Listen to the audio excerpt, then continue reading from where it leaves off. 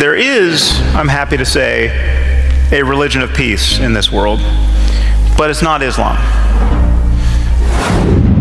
জঙ্গিবাদের নামে চলছে ইসলাম ধ্বংসের পায়তারা, স্যাম হ্যারিসের উন্মোচন। এটা স্বীকার করার সময় এসেছে যে আমরা জঙ্গিবাদের সাথে যুদ্ধ করছি না, আমরা ইসলামের সাথে যুদ্ধে লিপ্ত। এই কথাগুলো কোনো উগ্রগোষ্ঠীর নয়, এই কথাগুলো বলেছেন স্যাম হ্যারিস, নব্য নাস্তিক্যবাদের একজন পথিকৃৎ, যুক্তরাষ্ট্রের প্রখ্যাত লেখক ও বক্তা।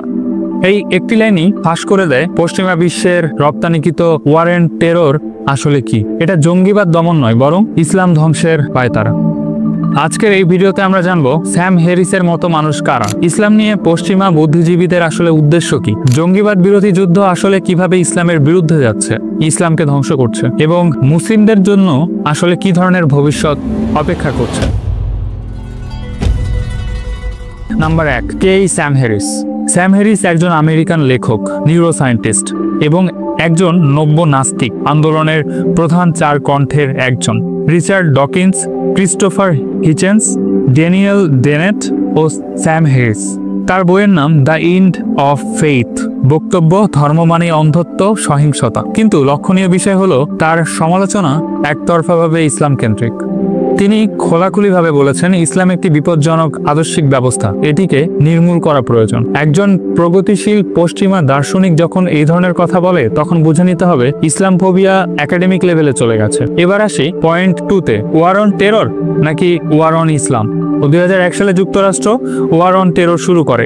Afghanistan, Iraq, Yemen, Libya, Syria যেসব দেশ ধ্বংস করা হলো সেগুলোর মিল কি? সবগুলোই মুসলিম প্রধান দেশ।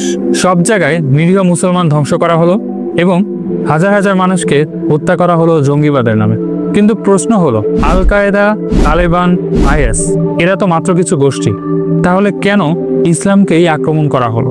পশ্চিমা মিডিয়া বরাবরই ইসলামিক টেররিজম এই টার্মটি ব্যবহার করেছে, কখনোই ক্রিশ্চিয়ান টেররিজম এই শব্দটি ব্যবহার করেন যখন খ্রিস্টানরা মুহুর্মুহ বিভিন্ন ধরনের গির্জায় আক্রমণ চালিয়েছে।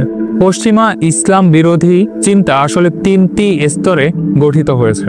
1 নম্বর, ন্যারেটিভ কন্ট্রোল। মিডিয়া ও ফিল্মের মাধ্যমে ইসলামকে সন্ত্রাসী, পুরনো ও অসভ্য হিসেবে দেখানো।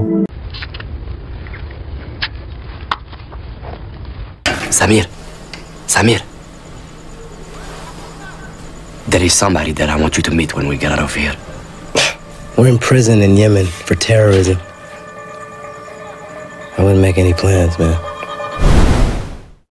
2 নম্বর, একাডেমিক চর্চা।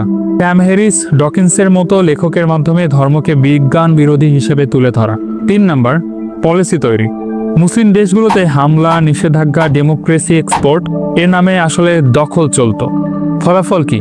ফলাফল ইসলাম একটি শুধু ধর্ম নয়, পশ্চিমা দৃষ্টিতে এটা একটা হুমকি। এবার আমরা আলোচনা করব খ্রিস্টান ও নাস্তিকদের সম্মিলিত এজেন্ডা।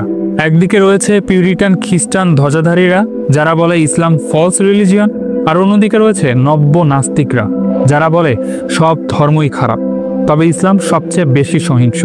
তাদের উদ্দেশ্য একটাই, মুসলিমদেরকে নিজেদের ধর্ম থেকে সরিয়ে ফেলা, ইসলামের শিক্ষা থেকে মুসলিমদেরকে দূরে রাখা, মুসলিমদেরকে নিজেদের ধর্ম সম্পর্কে অজ্ঞাত রাখা, ইসলামের শিক্ষা থেকে বিশ্বকে দূরে রাখা, তরুণ প্রজন্মকে মডিফিকেশনের নামে ইসলামের শিক্ষা থেকে দূরে রাখা। স্যাম হ্যারিসদের কথায় যে ইসলাম ধ্বংস হয় না, তাই তারা একাডেমিয়ার সাহায্য নিয়ে মুসলিমদের মস্তিষ্ক খাওয়ার প্রস্তুতি নিচ্ছে। তারা দখল করতে চায় মুসলিমদের বিবেক ও মুসলিমদের চিন্তা। এখন প্রশ্ন আসে, ইসলাম কি আসলেই সহিংস ধর্ম নাকি এটা ছিল বিকৃত উপস্থাপনা? স্যাম হ্যারিস বলেন কোরআনে সহিংসতা আছে, কিন্তু তিনি এটা বলেন না কোরআন যুদ্ধের নিয়ম বর্ণনা করেছে।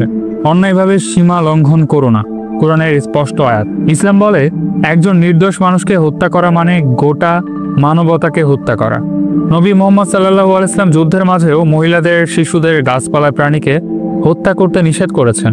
কিন্তু স্যাম হ্যারিসের মতো ভণ্ডরা এই কথাগুলোকে বরাবরই স্কিপ করেছেন। তাদের উদ্দেশ্য সত্য বর্ণনা নয়, ইসলামকে খলনায়ক হিসেবে বিশ্বের দরবারে উপস্থাপন করা। কিন্তু আপনি যদি দেখেন আজকের বাস্তবতা কিন্তু ইসলাম দমিত হয়নি, বরং ইসলাম ছড়িয়ে পড়ছে বিশ্বে। তারা যত ইসলামকে দমন করতে চায় ততই মানুষ আগ্রহী হয় ইসলাম সম্পর্কে জানার জন্য। ইউরোপে প্রতি বছর হাজার হাজার মানুষ ইসলাম গ্রহণ করছে। আমেরিকা ইসলাম সবচেয়ে দ্রুত বর্ধনশীল ধর্ম। পশ্চিমা তরুণদের মধ্যে ইসলাম নিয়ে আগ্রহ দিন দিন বাড়ছে।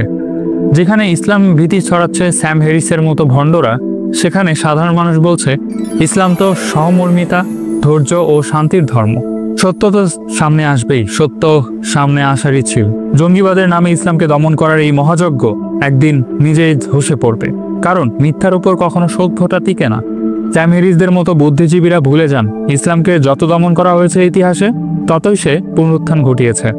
আজ দরকার মুসলিমদের সচেতনতা, ইসলাম সম্পর্কে পরিপূর্ণ জ্ঞান। পাশাপাশি মুসলিম যুবকদের দরকার নিজেদের শক্তিশালী করা, জ্ঞান, দক্ষতা ও প্রযুক্তি দিয়ে এবং বুদ্ধি দিয়ে, যুক্তি দিয়ে, সাহস দিয়ে, শক্তি দিয়ে এগিয়ে যাওয়া। আপনি কি মনে করেন, জঙ্গিবাদ বিরোধী যুদ্ধ আসলে ইসলাম বিরোধী যুদ্ধ?